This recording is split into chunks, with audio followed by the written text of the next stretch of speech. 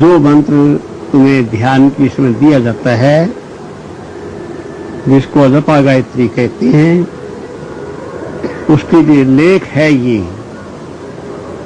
अनया सदृशी विद्या अनया सदृशो जपो न भूतो न भविष्यति। इसके समान कोई विद्या और इसके समान कोई जप जो अब तक हुआ है न कभी आगे होगा। अर्थात सबसे उत्कृष्टता इस जप को दी गई। तो सिद्धांत की बात क्या रही? जप शांता शिवम ध्याये, ध्यान शांता शिवम जपे, स्वाध्यायात योगवासी। स्वाध्याय करता करता मनुष्य थक जाए तो योग करे, ध्यान में बैठ जाए। मैं तुम्हें रोज रोज ये उपदेश करता हूं कि प्रातः काल 2 घंटे बैठ करके अपने गुरु मंत्र का जाप किया करो। यद्यपि दीक्षा काल में उस मंत्र के जपने की विधि और तरह समझाई गई थी, और वो विधि ये थी कि एक ध्यानी बैठ करके श्वास प्रश्वास से अपने इस मंत्र का जाप करें। किंतु बहुत लोग इस प्रकार के हैं, श्वास प्रश्वास की विधि का पालन नहीं कर पाते। थोड़ी देर बैठ करके वो करने लगते, आरंभ करते हैं, बस इतनी देर में उनको नींद आनी शुरू हो जाती। तो एक बार ये किया, बस 2 या 3 बार कहने पर निद्रा शुरू हो जाती है और शयन आरंभ हो जाता है। इसलिए हमने दूसरी विधि का उपदेश किया, जो श्री आनंद प्रभु जी का प्रदत्त उपदेश है। जिस विधि का पालन श्री प्रभु जी अपने आप कराया करते थे और ये आज्ञा दी गई थी, तुम इस मंत्र को जीव से भी जप सकते हैं। स्वाध्याय की पराकाष्ठा का एक नियम चलता है। जिस मंत्र को हम जीभ से जपते हैं, बोल बोल करके सुना सुना कर जपना और होता है, और जीभ जपती रहे, होठों से आगे आवाज न जाए, वो 500 जप कहलाता है। जब ये जप 2-3-4 घंटे लगातार होने लगेगा, उसका परिणाम ये निकलेगा कि वो जप मन में होने लगेगा। फिर हमें जप करने की, जीभ से जप करने की आवश्यकता नहीं पड़ेगी, वो मंत्र मन में घूमने लगेगा। किंतु एक बात का ख्याल रखना चाहिए, यदि हम यूं बैठ कर जपते हैं, नींद आएगी। तकिया लगा कर जपते हैं तो नींद आएगी।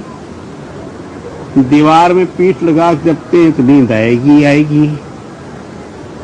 किंतु स्वस्तिक आसन या सिद्धासन, पद्मासन या गोमुखासन,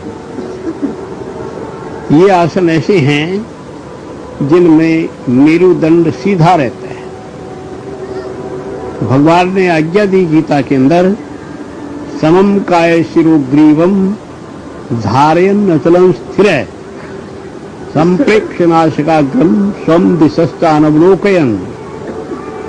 अपने ग्रीवा, सिर, गर्दन सबको सीधा रख करके और नासिकाग्र भाग को देखता हुआ। खैर वो नासिकाग्र भाग बड़ी विधि और है, मैं उसको नहीं समझाना चाहता, क्योंकि उससे तुम्हारी साधनाओं में विक्षेप आ जाएगा। कोई कोई मनमाना साधक वैसा करने लगेगा। वही करो जो आज्ञा दी गई है, जो समझाया गया है। पहले अपने गुरु मंत्र का जाप करो, जीव से करते करते वो अपने आप कुदरती मंत्र मन में प्रवेश कर जाएगा और फिर मन मन में होने लगेगा। यदि 2 घंटे बैठ करके वो मंत्र हम मन मन में हमारे होता रहता है, मन में तब होगा मेरुदंड सीधा रहेगा, तो नहीं तो मन में करने लगोगे और नींद सताने लग जाएगी। तो इसलिए मन के जप के लिए भी मेरुदंड को सीधा रखना जरूरी है।